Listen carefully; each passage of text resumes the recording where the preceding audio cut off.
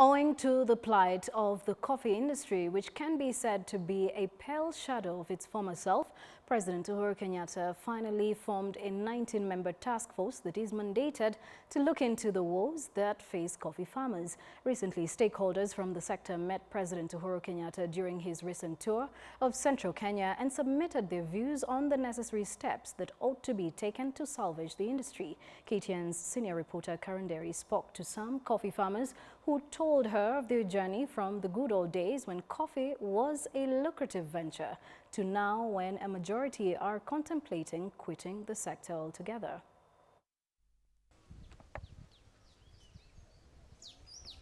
"46-year-old Joseph Munene Megwe has been an ardent coffee farmer for the past 15 years. And for that entire period, this 2-acre piece of land in Mutadhine area of Nyeri County has been his lifeline. But now the father of twin daughters says something has gone terribly wrong with this world-famous cash crop. Coffee is not sustainable. He now claims that he has nothing to show for all the back-breaking work that goes into the production of coffee. His, he says, is a hand-to-mouth scenario. But Munene's story is repeated all across this county and beyond.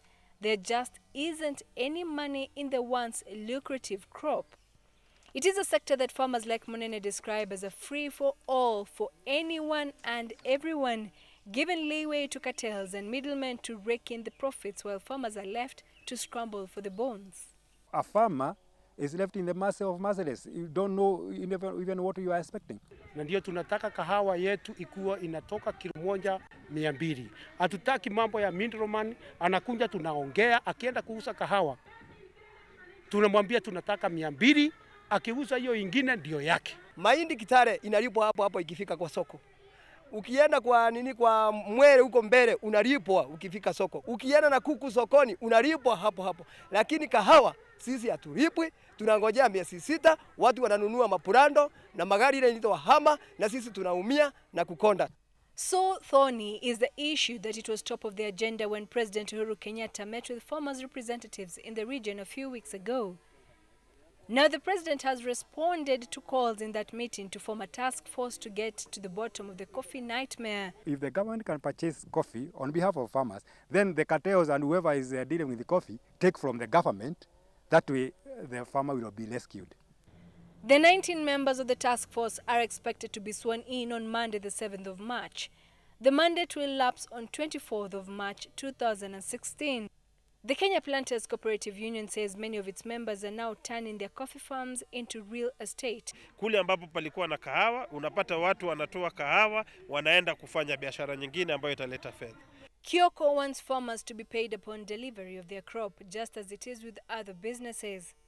Tunataka kahawa ilipwe saa ile imeletwa kwa isiagwe, tujue ni grade gani, mkulima negotiate bei yake, aseme mimi hii kahawa yangu ninaiachilia kwa pesa fulani. Alipwe hapo hapo, arudi akakuze mzao. But there are still glimmers of hope amid the gloom. Only recently, the Gashada Coffee Farmers Cooperative Society emerged the best world specialty coffee producer at an event held in South Carolina that featured 49 samples from 8 countries. Gashada Coffee Factory also scooped the Shujaa Award 2015, which was presented during Mashujaa Day for its efforts in producing quality coffee. Sasa kama unasikia sisi tulikuwa namba 1, kahawa yetu ilikuwa mzuri sana kwa world. Lakini mkulima hakubenefit na hiyo pesa. Ile mtu alibenefit ni yule mnunuzi. Sababu ndiye alipeleka ng'ambo kuuza. For now, what remains to be seen is whether the new task force will rightly execute its mandate and come to the rescue of farmers like Munene and thousands others across Kenya's coffee belt.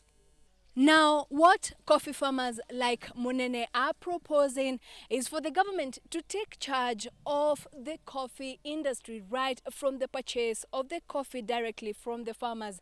Exploitation by cartels is a perennial complaint from the coffee farmers.